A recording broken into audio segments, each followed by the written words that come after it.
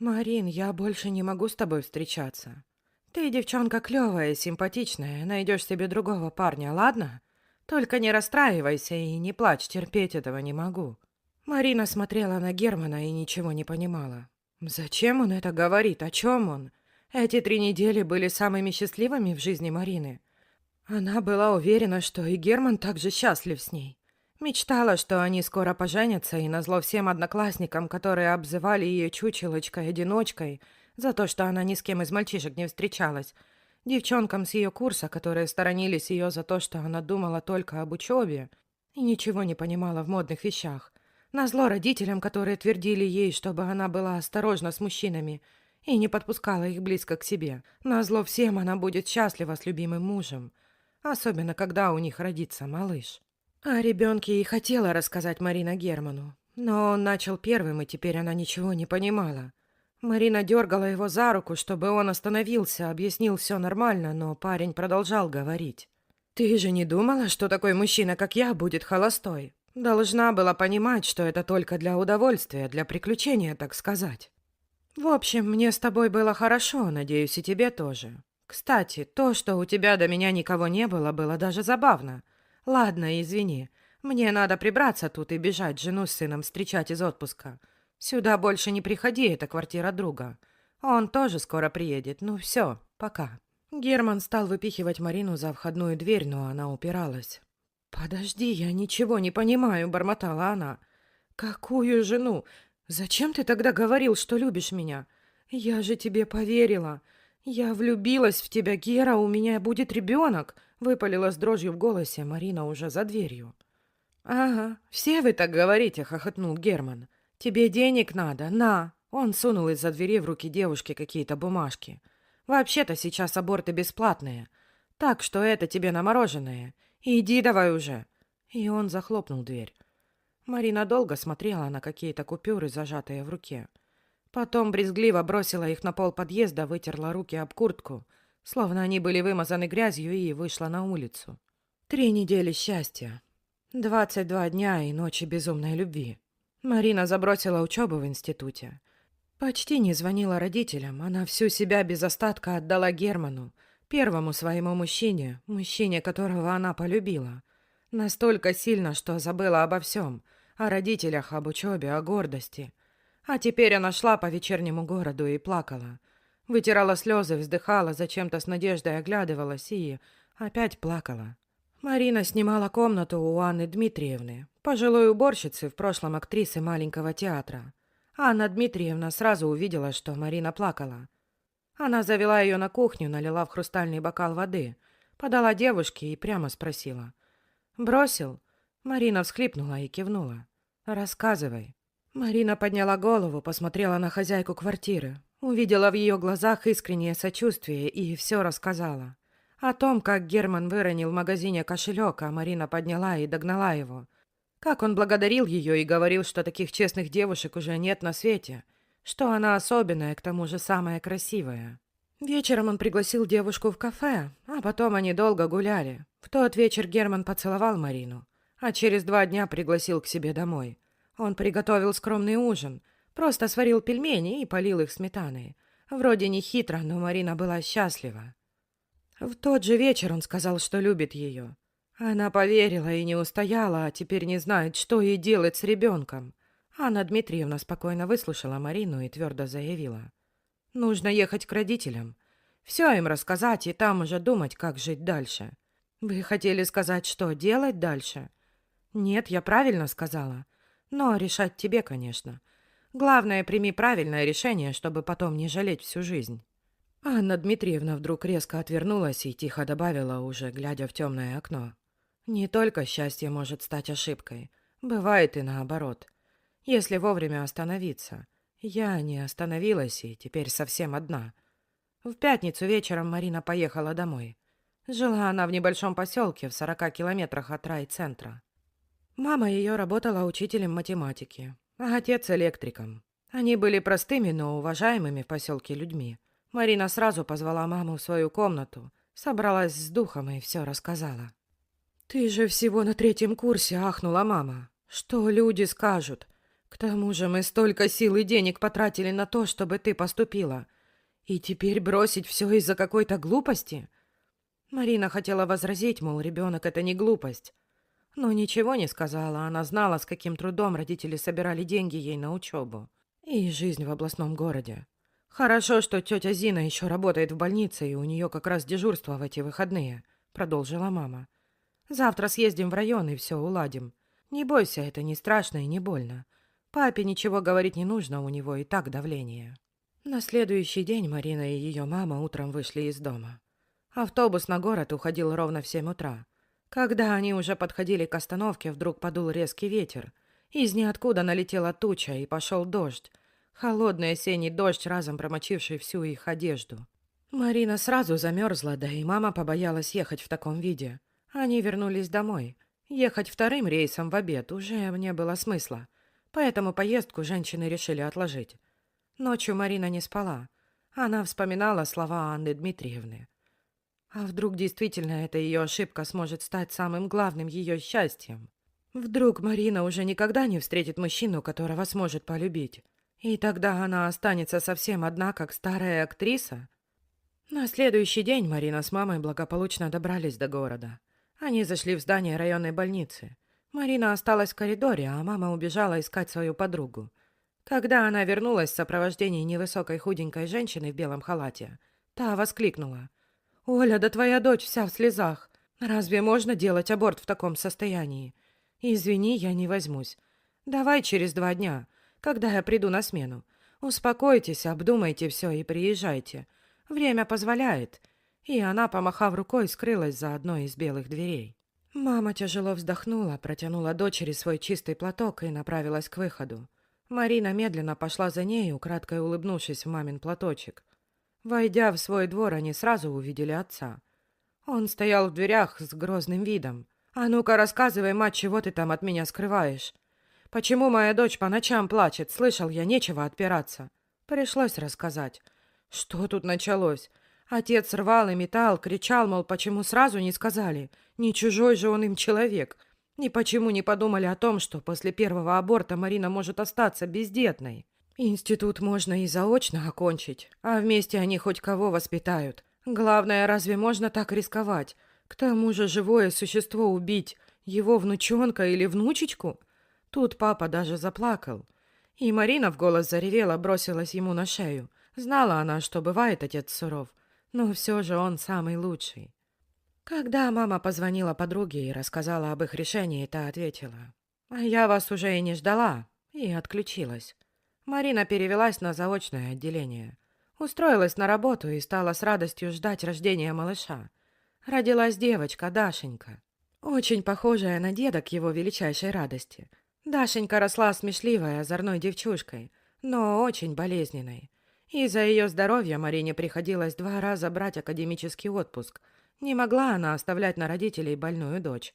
Трудно было. Но вот Даша уже идет в 1 класс, а Марина уже с дипломом устроилась в районный центр на хорошую работу, по специальности. В августе она сняла в городе жилье и понесла документы дочки в ближайшую школу. Когда Марина подошла к двери школы, то увидела, что ее ремонтирует молодой мужчина, и остановилась, не зная, как пройти, чтобы не помешать ему.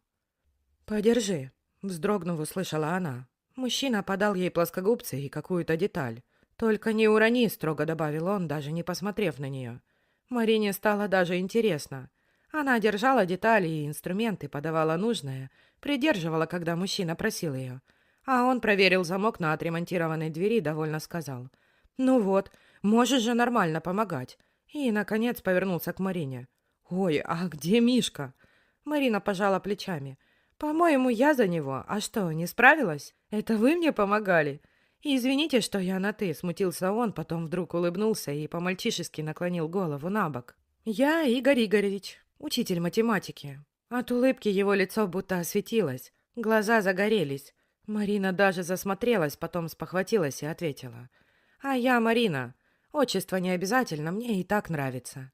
«Мне тоже», — тихо сказал молодой симпатичный учитель, не отводя от девушки взгляда. Через полгода они поженились. Игорь очень полюбил Дашу, как и она его. Он удочерил ее и стал ей замечательным, любящим отцом. Неизвестно почему, но общих детей у Марины и Игоря так и не было. Но они не расстраивались. Даша была для них обоих самая родная. Прошло 11 лет. Марина с Игорем и Дашей поехали в областной город подавать документы в институт. Уладив все дела, они вышли из здания института и собрались уже уходить, как кто-то окликнул Марину. Она оглянулась и с трудом узнала постаревшего Германа. «Я вас догоню», — сказала она своим и подошла к бывшему любовнику. «Как жизнь? Впрочем, вижу, не очень. Что хотел-то, я тороплюсь». «Это моя дочь?» — хрипло спросил Герман. «Нет, конечно. Я тогда пошутила. Ее родной папа рядом с ней», — спокойно ответила ему Марина. А мужчина огорченно вздохнул. «Почему вот так? Жена от меня ушла, оказалось, что мой сын вовсе не мой, и ни одна женщина из тех, что я встречался, не родила мне ребенка. Я болен, а рядом ни одной родной души. За что меня Бог наказал? А ты так и не понял?» — грустно спросила у него Марина. «Прости, мне нужно идти». Она повернулась и быстрым шагом пошла догонять Игоря и Дашу. Дочка хотела было спросить, кто этот человек, но Марина взяла ее за руку и предложила. «А давайте зайдем в гости к замечательной женщине, между прочим, актрисе». Она улыбнулась, увидев, как загорелись глаза дочери, и весело потянула за собой ее и мужа. All right, everyone's presentations are done. Nick, the manager, said as he tried to move the discussion forward. Excuse me, I haven't. I recently found out something. Nick interrupted me and began to speak. There's apparently someone in this department who didn't graduate high school and is just a part-timer. Meetings should be for employees only. Absolutely right. His lackey, Mike, of course, agreed with Nick. I'm leaving. After leaving the meeting room, I started to shut down my computer. I noticed that an email had arrived, not in my personal inbox, but in the company's shared email. Thinking, there's no point in speaking up, no one will listen, I went home quietly. The next day, I heard a commotion from Nick's desk. He was staring at his computer screen, his face pale. Nick! Is something wrong? Mike looked at the screen with him. And he turned even paler than Nick. Why is he so angry? Knowing the reason for Mike's distress, I thought to myself, serves them right. My name is Adam. My mother passed away when I was in the 9th grade, and I was raised by my father. Well, you could hardly call it being raised. After my mother passed, my father changed. He drowned his sorrows in alcohol, and though he still went to work, he squandered our living expenses on horse racing. Because of that, I had to start working part-time as soon as I entered high school. Every month, I went to the convenience store with bills in hand that couldn't be auto-deducted from my father's account. Even though I endured it because I didn't want to be alone, I reached my limit in my second year of high school and dropped out. I found a live-in job at a distant inn. Thank you for everything. The day I left home, my father, still staring at the TV, spoke. Take care. That was our last conversation. Back then, 18 wasn't the age of majority, so I needed my father's permission to work, and I couldn't hide my place of employment. Yet, my father never visited me even once. I kept working just to survive, and before I knew it, I was 42. Years of hard work paid off, and I was transferred to the headquarters. I was thrilled to be recognized by the company, as I thought I'd be working in the field until retirement due to my lack of formal education. Listen up. Our work can change the future of our employees. Don't drag us down. On my first day after the transfer, Nick, dressed in an expensive suit, spoke sternly. There was a reason for this. Our inn was located in a prominent tourist destination, known so well that everyone in the state could sing its commercial jingle. At its peak, we had 5 locations within the state. But that was long ago. Due to financial difficulties and aging facilities, only the place where I had worked for many years and the original establishment remained. I was prepared to lose my job anytime, but now there was a glimmer of hope. With the rise of social media, the tourist area where the inn was located started gaining attention again. Depending on how hard the sales department, where I was transferred, worked. We could either thrive or be forced to give up this prime location to the new hotel chains continuously popping up. For Nick, who had switched careers from another industry to strengthen our sales, this was a battle he couldn't afford to lose. I understood why he had to be strict. I will do my best. Nick sneered at my enthusiastic declaration. Did you not hear what I said? I'm sorry. I thought I was listening carefully. Out of habit from years of customer service, I apologized reflexively, though I had no idea what had offended him. Someone was watching me with a smirk. In this department, there are those who are expected to excel and those who have been shoved here because they have nowhere else to go. You are the latter. It was Mike, the section chief. He's 7 years younger, at 35. But he was called to headquarters much earlier than I was and had been moving around within the headquarters ever since. I'm not jealous, but I can't accept that he's my boss. Graduating from a prestigious university, he has an unusually high pride and caused many problems as a newbie, making things very difficult for me when I was the front desk leader. When I found out Mike was transferred to the sales department a month before me, I was disheartened. Mike is right. With just a middle school diploma, there's not much you can do. Don't even think about achieving results. As if I didn't exist, Nick remarked, I'm thirsty. Mike eagerly ran to the coffee maker. It seems Mike is Nick's lackey. I regretted being happy about my transfer to headquarters, wishing I had stayed on site forever. Send a direct mail to every company on this list by the end of the day. Nick only assigned me tasks that even a new graduate could handle. What? There are over 1,000 companies. You want me to send to all of them by today? Yes, if you and your fellow misfits split the work, even those with nowhere else to go should finish by today. I glanced at the employees typing away expressionlessly. They were worn out from customer service, only thinking about leaving on time, or were women reassigned after having children, with zero motivation for work. Even Sam, a new graduate from the same university as Mike, who was supposed to be among the expected achievers, had no enthusiasm for the job, having joined the company wanting to do customer service. I don't care what they say, I plan to quit anytime, he said. Only Nick and Mike were highly motivated, making all the decisions between the two of them. I originally only wanted to work at the inn to survive and had no particular attachment to this job. I swallowed my words, thinking I had no right to reprimand them. About a month after the transfer, Nick told us with a frustrated look. To commemorate the 50th anniversary, we've decided to create a plan exclusive for one group per day. Originally, Mike and I were supposed to come up with it, but our president, Mr. Thompson, insists on hearing everyone's opinions. So, you all get a chance. As Nick explained, Mike began handing out prints. Make sure not to embarrass Nick. If your ideas are half-baked, you'll have to redo them.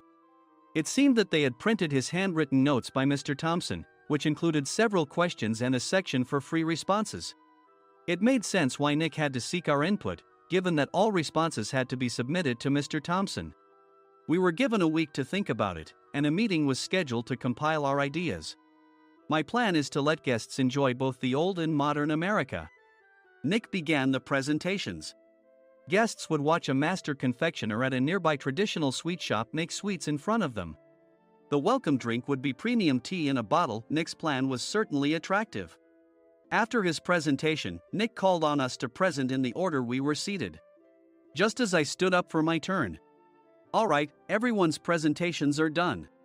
Excuse me, I haven't. I recently found out something. Nick interrupted me. There's someone in this department who didn't graduate high school and is just a part-timer. He was likely talking about me. I joined the company as a part-timer and was made a full-time employee when I turned 20. That was 20 years ago, so Nick and Mike probably had no chance to know until recently. Meetings should be for employees only. Absolutely right. After that, Nick kept creating opportunities to solicit everyone's opinions, purposefully excluding me from speaking. The meeting unexpectedly heated up and went past the scheduled end time. A few people asked to leave, and the discussion continued with the remaining few. Still here? Normally, you'd leave in that situation.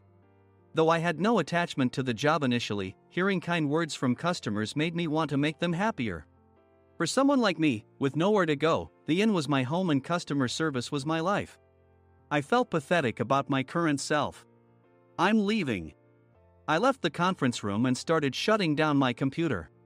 I noticed an email had arrived, not in my personal inbox, but in the company's shared email. Thinking no one would listen to what I had to say anyway, I quietly went home. The next day, while preparing the DM as instructed, I heard a commotion from Nick's desk. In his haste to stand up, he hit his knee on the desk. He stared at his computer screen, his face pale. "Nick! What's wrong?" Mike, thinking he should be the first to rush over, approached Nick while still wearing his coat. He peered at the screen with Nick. And he turned even paler than Nick. Why is he so angry? Who is responsible for this company? Nick, more irritated than ever, asked, and Mike answered without checking. Probably Sam. Sam wasn't there because he was attending a morning training session for new hires. Nick gave up on getting angry and returned his gaze to the screen. They were looking at an email that arrived right after the end of the working day yesterday. Apparently, no one, including me, had checked it before leaving. The email was from a large company that used us for their annual employee trips. The president and executives of that company also frequently used our services personally. President of the company, Mr. Mason himself, had declared that neither he nor his company would ever use our services again. Well, some companies cancel their employee trips or stop using our services due to financial struggles. Let's just move on. Mike kept wiping the sweat from his forehead with a handkerchief. Knowing why Mike was so agitated, I quietly watched their interaction. Do you know how much revenue we get from that company? We can find other guests to fill the rooms, but we'll lose the banquet costs, gift shop revenue, rental car fees, and more. Moreover, the gifts were supposed to be prepared by the traditional confectionery shop involved in Nick's proposed plan. If it's known that we incurred such a huge loss at this critical time, Nick's position in the company would be jeopardized. Nick took a deep breath, seemingly trying to calm himself. All right, Mike. Go to New York right now and apologize to Mr. Mason. What? You're coming with me, right? I have urgent work to do. I trust you, which is why I'm entrusting this to you. Please. Mike, believing Nick's sincerity, agreed with a determined look on his face, saying, yes. That's Nick for you. Even if Mike went to apologize, Nick would shift all the blame onto him if the client didn't change their mind. Well, it was Mike's fault to begin with, so it served him right. About 3 hours later, Sam answered a call from somewhere and repeatedly apologized, saying, I'm very sorry. Everyone watched to see what was happening. After ending the call, he informed Nick with a weary tone. When Mike arrived at the client's company, he only made things worse, further infuriating Mr. Mason. He was demanding, get his boss here immediately. It was no wonder Sam was exhausted, dealing with such a call right after returning from training. What is that idiot doing? All right, Adam, you're coming with me. If sacrificing Mike didn't work, then I must be next. Normally, I'd want to refuse at all costs, but I saw an opportunity in this situation. If I can be of assistance, I'd be happy to join you. I immediately followed Nick, and we flew to New York. When we introduced ourselves at the reception, it became clear how serious the situation was. As the receptionist personally escorted us to the president's office. Angry voices leaked through the door, making both Nick and me uneasy. Excuse me. I'm Nick, the supervisor. I understand my subordinate has caused you trouble, and I deeply apologize. Nick, with his experience in the corporate world, knew enough to offer an apology before excuses. However, his customer service skills left much to be desired. I sighed as I saw Mike trembling like a small dog in the corner of the room. What kind of training are you giving your subordinates? Mr. Mason glared at Nick with a red face. The intensity of his gaze made even Nick take a step back. Regrettably, I joined this company only 2 years ago and was unaware of Mike's issues. I should have identified his shortcomings sooner. Indeed. I should have realized sooner. No sensible person would come to apologize and then give a lengthy presentation on the drawbacks of not using their in. Nick froze, his mouth slightly open. Suspecting the worst, I picked up the documents that had fallen to the floor. It seemed Mike hastily prepared these documents on the plane, listing the disadvantages. Disadvantage 1, if you change the venue for the company trip, employees might suspect it's for cost-cutting reasons, leading to a negative impression. Reading it aloud half-jokingly, Nick snatched the papers from my hand and checked the contents with a furious expression. Among the stack of documents was a receipt from a nearby convenience store's copy machine. I felt a pang of dread. hoping he hadn't shown the receipt as well. What do you think he said when I asked what kind of nerve he had to do this? I'm very sorry. Faced with the dire situation, Nick must have thought there was nothing left to do but apologize. In a voice smaller than I'd ever heard from him, he uttered words of apology. He said, "I'm a Harvard graduate. I don't believe I said anything wrong." Mike! What have you done? Forgetting his plan to pin the blame on Mike, Nick yelled loudly, even in front of Mr. Mason. "I didn't do anything wrong." "You're still saying that? Look at him." Mike pointed at me with a shaking hand. "I was assigned to headquarters in my 20s and now I'm a section chief. This guy only made it to headquarters at 42. Everything I've done proves I was right. So why are we losing the contract?" Having said his piece, Mike collapsed to the floor. "Of course. You were sent there because you had nowhere else to go." Mike never expected to hear such words from someone he looked down upon. He lunged at me, and Nick hurriedly stepped in to stop him. "Mr. Thompson told me Mike is a quick thinker, and to take good care of him." There's no way he was pushed aside. "Don't make things worse here. He didn't say quick thinker, he said only quick-witted, didn't he?" I don't remember that part. I recalled the many troubles Mike caused when he was a newbie. When Mike was on the front line, his pride was so high that he never apologized to customers. Customer service, especially in our job, doesn't work alone. It brings both good and bad situations. If the front staff or housekeepers made mistakes, or the cleaning company didn't properly clean a room, one had to apologize to the customers regardless of personal fault. Mike, in such situations, would never apologize, insisting he wasn't at fault. This often angered customers, and as the front desk leader, I frequently had to apologize on his behalf. He caused complaints and disrupted operations, which is why he was quickly moved to headquarters. In departments where he didn't interact directly with customers, his quick thinking was beneficial and things went well. But it seemed his flaws were starting to show. Corporate reservations are supposed to be entered into the system by the sales representative. But a quick check yesterday revealed that more than 10 items were missing from the client's reservation. The handover document clearly stated what needed to be prepared. Why didn't you enter it into the system? Why do we have to give them special treatment? Filling rooms near the banquet hall, setting up all the food in advance. Specifying the brand of wine, they're too demanding. No wonder he always angered customers, I thought, feeling a headache coming on. Grouping them in rooms near the banquet hall is for our benefit too. It makes it easier for the staff to set up beds and serve breakfast since everyone's schedule is synchronized. As for the other requests, Mr. Mason suggested them to lighten our load. I didn't know that. Nick finally seemed to realize that Mike was the one who had angered the client. What did you say to them? I just told them we wouldn't give them special treatment anymore. We shouldn't waste effort on things that don't bring in money. I was utterly exasperated at his lack of understanding of customer service. Of course, we shouldn't comply with unreasonable demands. But carrying over successful practices from past stays makes customers feel remembered and enhances their experience. Good memories encourage repeat visits. That's part of our job. I looked down at Mike, who was sitting on the floor. In our job, nothing is a waste. Mr. Thompson likely moved you to the sales department, hoping you'd finally understand this. How do you think he feels now that you failed to meet his expectations?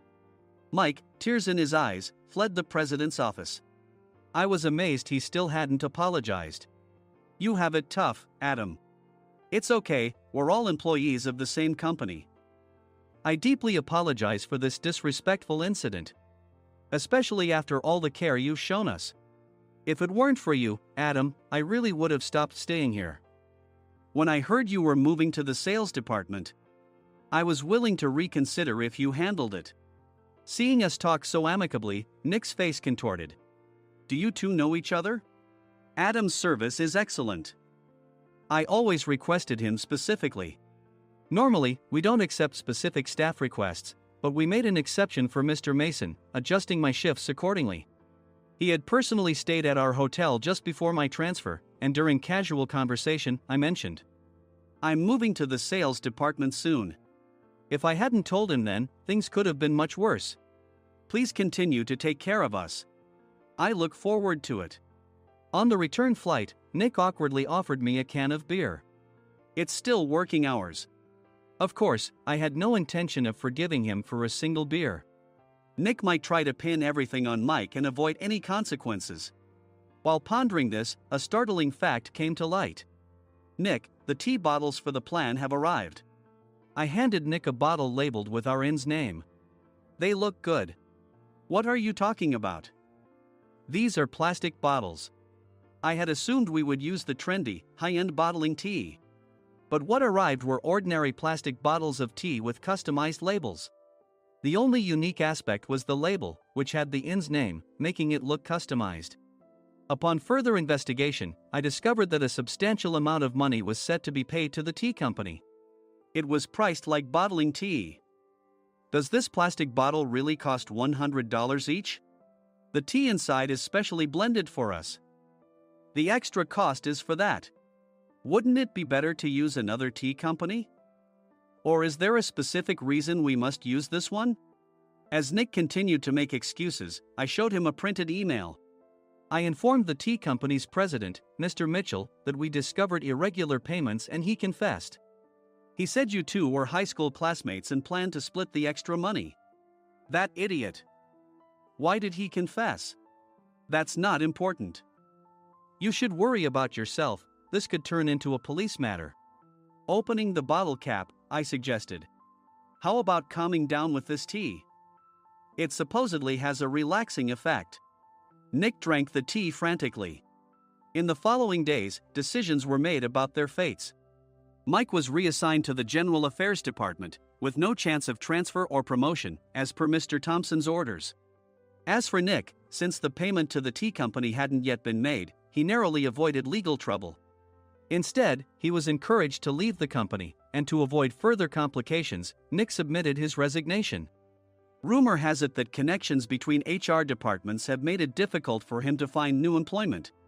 Even though it was good to have those two gone, something unexpected happened in the sales department.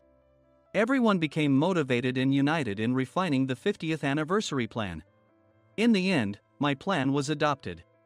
We collaborated with the Tourist Information Center to provide personalized guides. The plan, tailored to the number of guests, was truly special for the 50th anniversary. Hey, is Adam's family coming to stay? I immediately booked that special plan for my family. Sam noticed it on the reservation list and quickly picked up on it. Yes, I'm inviting my father. That's great. I might invite my parents too. I lacked the courage to face my father just as Adam. But here, with the confidence Mr. Mason praised, I felt ready. The 50th anniversary plan was a perfect opportunity to reconnect with my father. I hoped to bring back the days when we could laugh together as we once did.